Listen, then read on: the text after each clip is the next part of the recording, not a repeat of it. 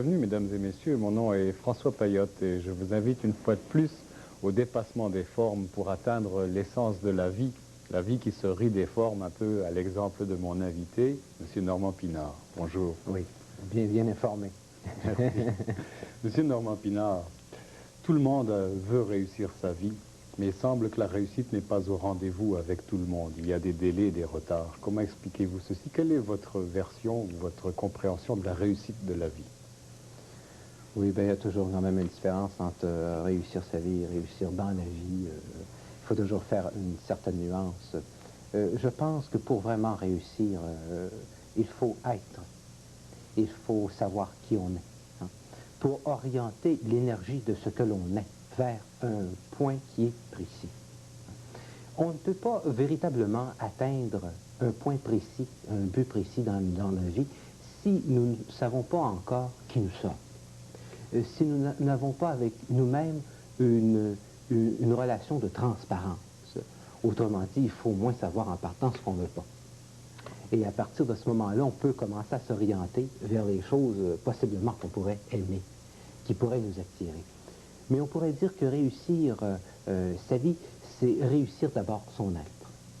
C'est savoir qui on est. Avoir une relation avec soi qui est une relation de transparence, qui est une relation de plénitude par rapport à soi-même.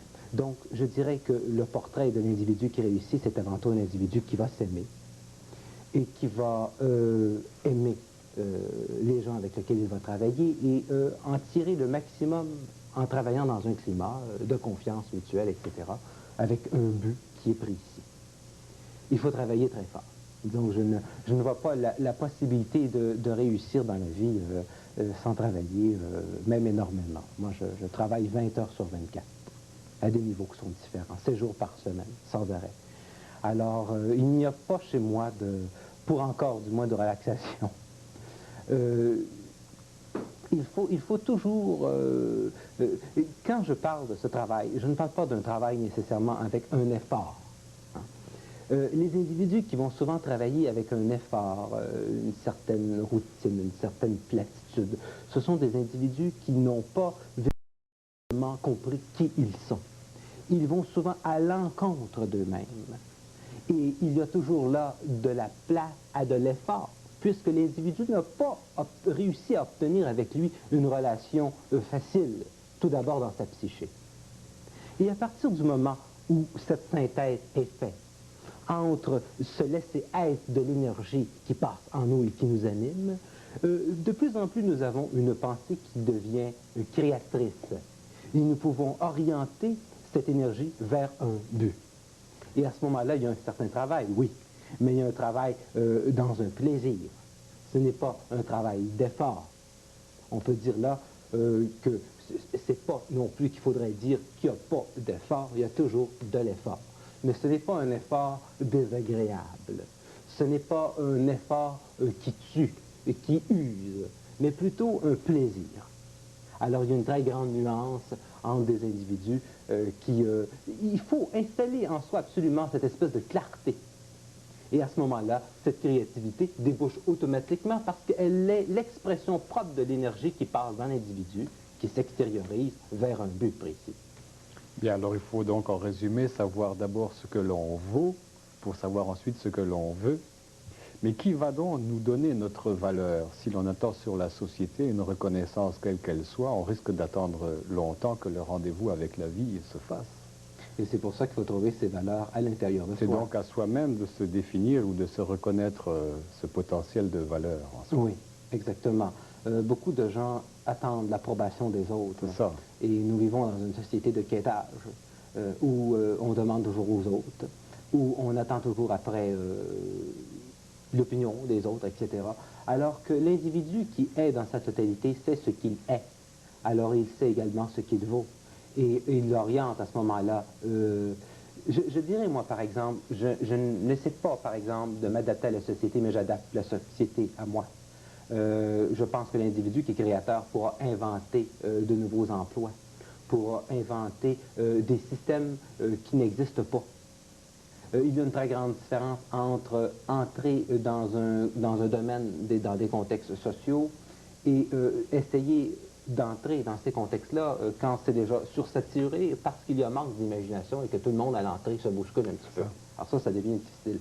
Mais les individus qui vont être créateurs ont plus de chances, à mon avis, de réussir non seulement leur être, mais de réussir totalement leur vie, parce qu'ils vont avec eux-mêmes, dans eux-mêmes, en complicité avec la société dans laquelle ils vivent, pour apporter une créativité, pour apporter quelque chose de nouveau, là où ça n'existait pas auparavant. Et on peut dire qu'à l'embouchure d'une vision comme ça, c'est pas tout le monde il ne risque pas d'y avoir un bouchon à l'entrée. Parce que vous rentrez à l'intérieur d'une société à ce moment-là avec votre propre créativité, donc avec quelque chose d'unique dans cette société.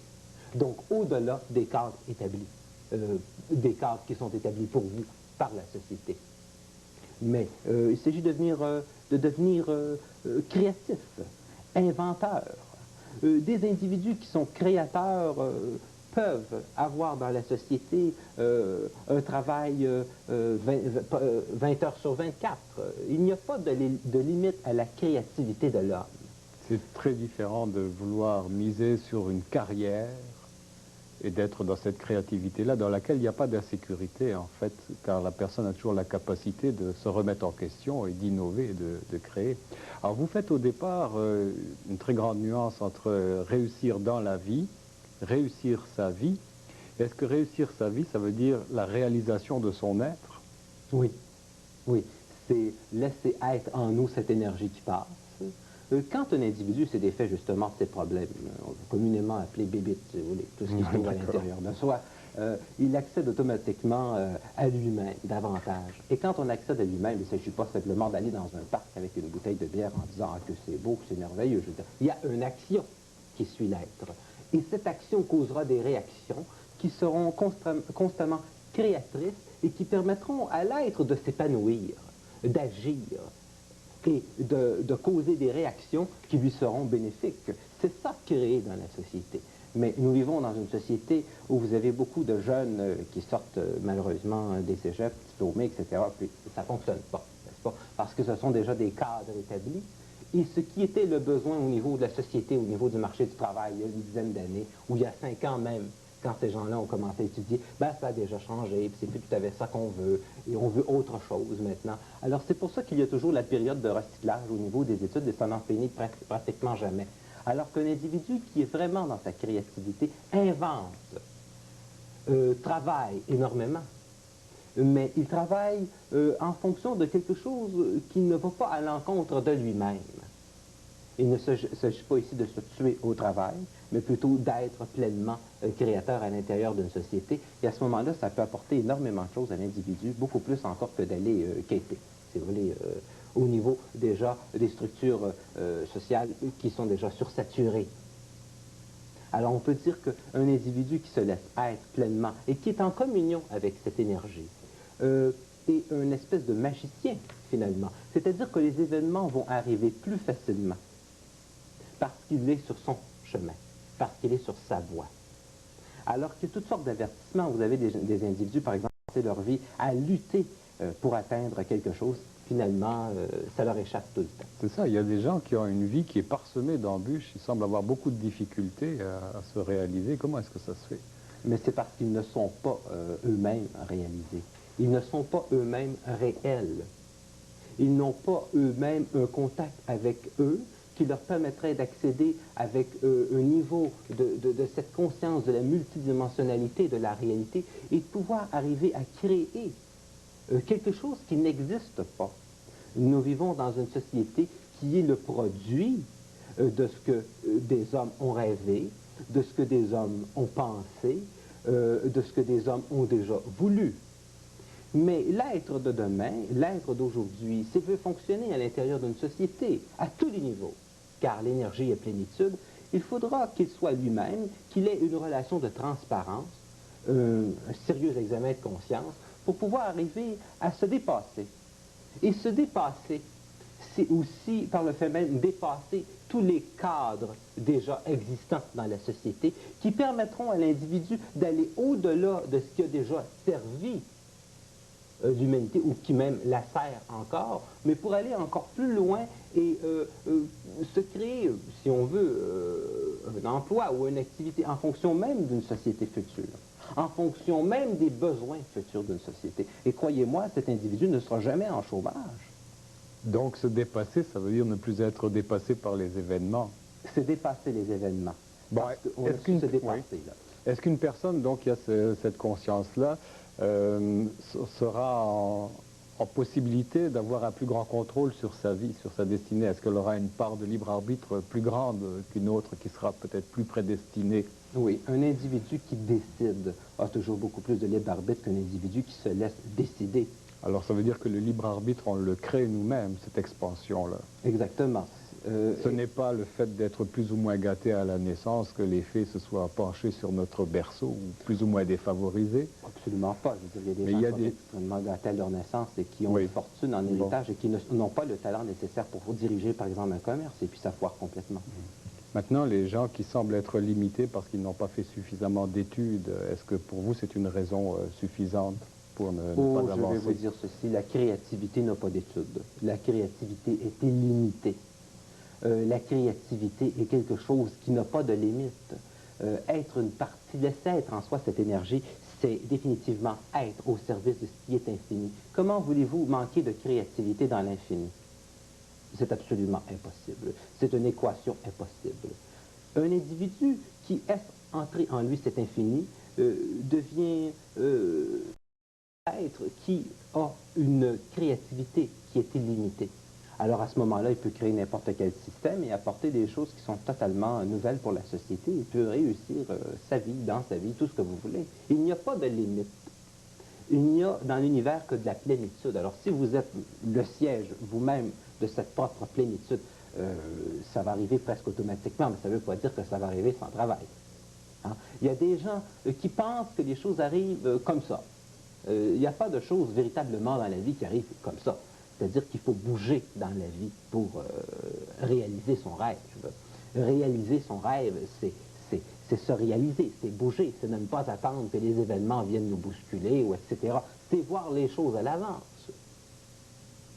Donc, vous accordez beaucoup d'importance à l'action. Maintenant, quels sont les facteurs qui peuvent inhiber l'action chez un individu? Les principaux facteurs, c'est toujours la peur, la peur de soi.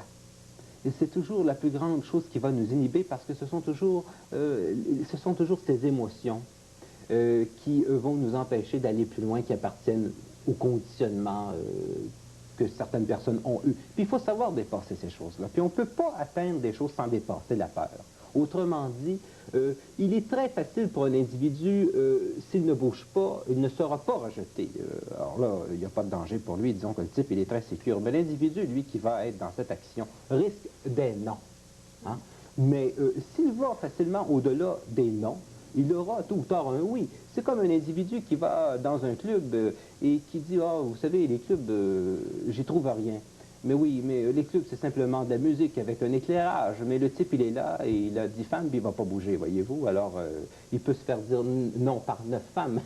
Mais il y aura peut-être une femme qui va lui dire oui, sûrement. Alors, il faut risquer. Mais ça, c'est vraiment l'individu qui risque. C'est vraiment l'individu qui va au-delà de l'ego. C'est vraiment l'individu qui est capable d'accepter de se faire dire non. Mais c'est très bien qu'au bout de tous ces noms, il va toujours avoir un oui. D'ailleurs, moi, quand je mène un projet ou une idée, je le mène toujours sur tous les fronts en même temps. C'est-à-dire que je n'agis pas juste à un niveau. Je frappe toujours à toutes les portes en même temps. Et tôt ou tard, ben, il y a des gens qui disent non, il y a des gens qui disent oui. Bon, on est souvent inhibé aussi par la peur de faire des erreurs. Qu'est-ce que c'est pour vous, l'échec? L'échec est avant tout quelque chose qui est à l'intérieur de nous. L'échec n'est pas dans la réalité véritablement. Il n'y a pas d'échec dans la réalité pour un individu qui va au bout de ce qu'il est en tant qu'être. Mais l'échec est une vision de soi que l'on est un être manqué, que nous ne pouvons pas amener à terme une idée. Mais souvent là encore, de penser que l'échec est seulement nous, on peut regarder gratuitement et nous allons nous apercevoir que c'est souvent la peur de l'ego, simplement de se faire dire non, d'être rejeté. C'est toujours la peur d'être rejeté, finalement, qui inhibe l'action. C'est sûr que si un individu ne fait pas d'action, il n'y a pas de risque. Il n'y a pas de risque. Alors, il n'y a rien, c'est tout. Il faut bouger. Et moi, je dis ça parce que souvent, il y a des gens par rapport à la philosophie hindouiste, on dit souvent qu'il y a des moments dans la vie pour bouger. Il y a des moments où on peut bouger énormément et que rien va arriver. Moi, je dis simplement ceci, il faut toujours bouger.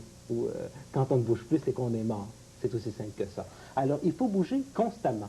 Et je ne suis pas d'accord avec ces philosophies hindoues qui disent, bah, vous savez, il faut se laisser aller et les choses viendront un jour. Il est vrai qu'il y a des périodes de la vie où les choses arrivent plus facilement que d'autres.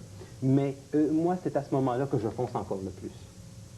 Parce que c'est ça qui me permet toujours d'arriver à mon but. Il faut travailler 20 heures sur 24. Il ne faut pas arrêter.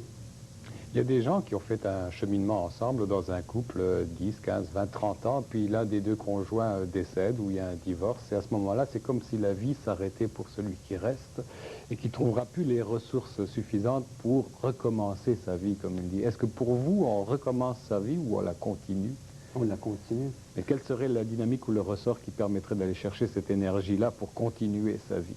Chez celui qui reste. Oui. Ben oui, mais c'est parce que c'est bien évident que c'est un couple à ce moment-là qui était névrotique, dans le sens qu'on avait mis énormément sur l'autre personne. Et si la personne disparaît à un moment donné, c'est un peu comme ma chérie, tu n'es plus là et sans toi je ne peux plus rien. Alors c'est évidemment, il se produit quelque chose de ce genre-là, l'individu ne se sent plus rien véritablement parce qu'il s'est toujours développé à l'intérieur d'une philosophie ou d'une conception de pensée comme ça, où il avait misé sur l'autre. Il y avait dépendance. Il y avait dépendance. Alors, il ne faut jamais miser sur l'autre ou attendre quoi que ce soit de l'autre. Il faut attendre tout de nous et toujours miser sur nous. Et si l'autre vous dit oui, c'est merveilleux, il n'y a pas de problème. Mais il y a des individus qui sont constamment en quêtage social, en quêtage de ci, en quêtage de ça, et finalement, ils restent quêteux. C'est aussi simple que ça. Je pense qu'il faut miser sur soi, se faire confiance, aller au-delà des peurs, aller au-delà de l'ego et pouvoir se dépasser et toujours dans l'action, ne jamais arrêter. Et à ce moment-là, on ne peut pas recommencer. Il y a toujours une suite. Si vous avez l'impression de recommencer à zéro, d'abord, ce n'est qu'une impression parce qu'on ne peut pas recommencer véritablement à zéro. Tout dans la vie est une suite au niveau de l'énergie. L'énergie ne recommence rien à zéro. Elle est toujours une suite cyclique cependant. Mais il n'en demeure pas moins que l'individu continue toujours sa vie. Il devra réapprendre une autre manière de vivre. Il devra réapprendre à se rencontrer lui-même, à faire un examen de conscience qui lui permettra de se dépasser. Il y a beaucoup de couples aussi qui étaient ensemble, que ça ne marchait pas tellement bien, et quand vous avez une des deux personnes, soit que le couple il est brisé ou qu'une personne décède, la personne fonctionne mieux. C'est curieux que ça puisse paraître, il semblait qu'une des personnes semblait entraver la démarche de l'un. Ça devait être celui qui devait mettre le plus d'eau dans son verre de vin. Il y a toujours un aspect positif à tout ceci. En tout cas, c'est la leçon de la vie, là, c'est de forcer la personne à atteindre l'autonomie. Toujours. C'est important. Toujours. Il faut toujours, moi je dis toujours que pour arriver au soi, hein, il faut aller au coton de sa propre stupidité. Et à ce moment-là, on découvre, on sort comme la chenille de son cocon de soie pour vraiment devenir ce papillon et vraiment créateur, coloré, etc. Et de faire des choses au niveau de la société qui sont absolument fantastiques. Donc, si on n'a pas l'intelligence à mettre dans une situation qui est une forme d'impasse dans la vie, ça va être la souffrance par l'expérience qui va nous apprendre comment arriver à cette autonomie. Oui, et justement, comme vous dites, c'est toujours cette expérience de la souffrance, malheureusement, qui va permettre à l'individu d'accéder à un plus haut niveau d'autonomie. Mais normalement, ça ne devrait pas passer par la souffrance, mais nous avons énormément de mémoire.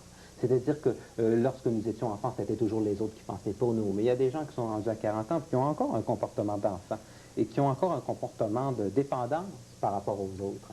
Et par rapport à ce que pensent les autres, etc. Vont-ils m'aimer, vont-ils me rejeter, etc. Alors moi, je pense qu'il faut s'en foutre comme dans l'an 40 et foncer, c'est tout. Qu'est-ce que vous pensez de l'autosuggestion dans le but de se réaliser, par exemple? Vous savez, je vais vous dire une chose, il y a beaucoup de volumes sur la pensée positive, mais on ne peut pas véritablement se connaître en passant par un volume. On peut avoir certains flashs, vous passez l'expression, pour découvrir une certaine méthode de pensée qui peuvent aider un individu. Mais être n'est pas un volume. Et on peut s'autosuggestionner aussi longtemps que vous le voulez, mais l'autosuggestion d'un problème en vous qui n'est pas réglé devient l'autosuggestion d'un néant. Si un individu ressent en lui le néant, Et il pourra s'auto-suggestionner toute la journée, si vous le voulez. Il va se heurter constamment à ce sentiment d'être rien, à ce sentiment d'être néant. Si quelqu'un ne s'aime pas, pour des raisons qui sont fondamentales, qui se situent au niveau de sa mémoire, même s'il passe par des livres d'autosuggestion tant que vous le voulez, ou l'hypnose, ça mènera absolument nulle part. Chaque fois qu'il va se retrouver devant le miroir de sa salle de bain le matin, son livre d'autosuggestion vient de finir là. Ça vient de s'arrêter. Vient de s'arrêter. Alors, c'est pour ça que définitivement, les individus de demain, les gens qui viendront demain, même des gens qui sont déjà dans notre société, il faudra qu'ils deviennent de plus en plus créateurs. Pour la simple raison que vous avez la majorité, par exemple, des gens qui sortent aujourd'hui du marché des études pour un marché du travail, et finalement, ils se heurtent à des barrières fermées, à double tour. Alors, ils seront obligés d'inventer quelque chose qui leur permettra de se sortir de leurs embêtements. Et ce sera leur imagination, ce sera leur créativité qui leur permettra d'aller beaucoup plus loin encore de ce que c'est que leur diplôme aurait pu leur donner. Et ça, c'est la créativité. Parce que la créativité est énergie, il n'y a pas de limite dans l'énergie. C'est toujours une continuité de l'énergie cosmique dans l'homme qui est la manifestation sur le plan matériel de sa créativité. Que vous parliez d'argent ou n'importe quoi, tout est énergie, toujours. Alors, si dans l'énergie, il y a de la plénitude, si dans la créativité, il n'y a pas de limite, je ne vois vraiment pas pour aucune manière pourquoi la pauvreté serait quelque chose de justifié, peu importe le système social dans lequel nous vivons. Un individu, normalement, devrait vivre dans la plénitude. Et quand je dis qu'un être humain devrait vivre dans la plénitude, je parle de la plénitude, je parle de tous les niveaux. Je parle d'une plénitude spirituelle, je parle d'une plénitude d'être, et je parle également d'une plénitude financière. Ce ne sont pas des choses dissociées. On est souvent, autrefois, faussement interprété dans certaines religions hindouistes, par exemple, que pour accéder à des plus hauts niveaux de conscience, il fallait se détacher de la matière. Oui. Alors, c'est complètement ridicule, on vit dans la matière, alors il ne faut pas s'en détacher. Mais il faut comprendre que la matière n'a pas à nous dominer, que les biens matériels n'ont pas à nous dominer, mais il est très bon de les posséder. Nous vivons dans une société d'abondance. Pourquoi le manque? Voyez-vous, un directeur qui est dans une entreprise très importante, où circulent des millions et même des milliards de dollars, commencer à penser d'une manière pauvre. Alors, qu'est-ce qu'il fait? Il prend de l'argent, il investit, il va avoir des capitaux avec cet argent. L'argent est la représentation symbolique de l'énergie. L'énergie fabrique de l'énergie, l'argent fabrique de l'argent. Alors, il pense au même titre que l'énergie fonctionne. Et c'est pour ça qu'il y a des multinationales. C'est l'interprétation de la descente de l'énergie sur la Terre dans toutes ses formes, dans toutes ses dimensions.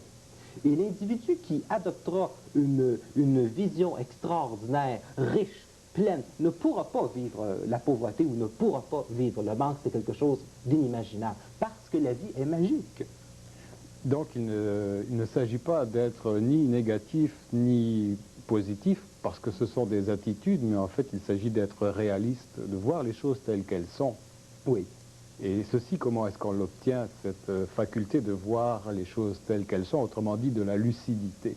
Oui, la lucidité, justement, vous disiez tantôt, il ne s'agit pas d'être négatif, il ne s'agit pas d'être positif. Non, parce qu'il s'agit là d'une pensée polarisée. Si vous vous auto-suggestionnez en pensant que vous allez atteindre quelque chose, vous créez en vous automatiquement le doute du manque de cette chose-là. Alors, il s'agit simplement de s'écouter. Il s'agit simplement de s'aimer.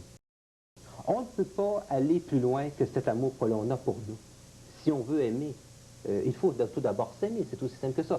Si on veut réussir, il faut d'abord savoir qu'on est à la réussite de notre être. Et à ce moment-là, ce sentiment et cette réalité que vous mettez en vous d'une manière énergétique fera qu'elle débouchera au niveau de la matérialité sociale.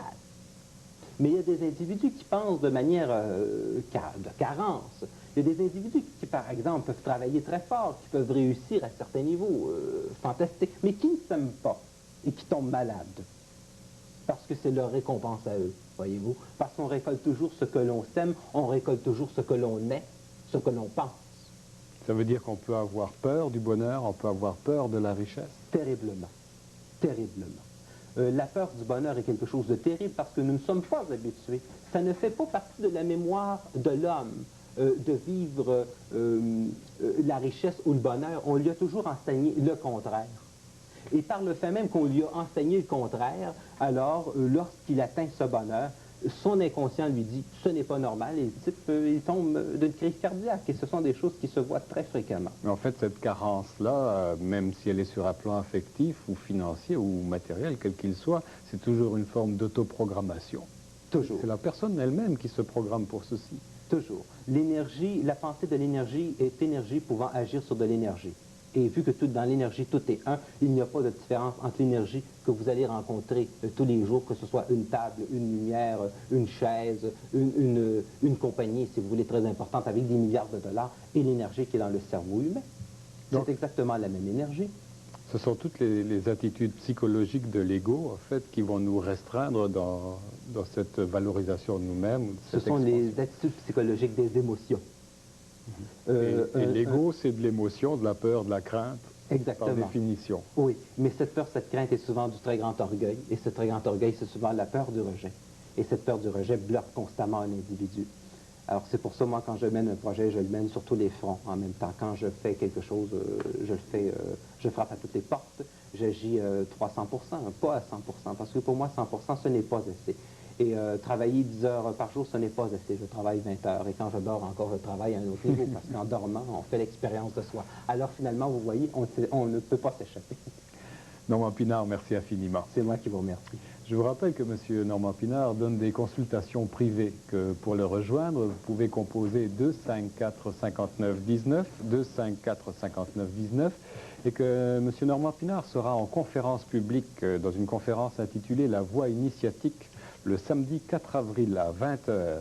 L'adresse 140 boulevard Crémazie Ouest 81107 à 2 rues à l'ouest du boulevard Saint-Laurent. Le parking est gratuit. L'entrée se trouve sur la rue de Reims.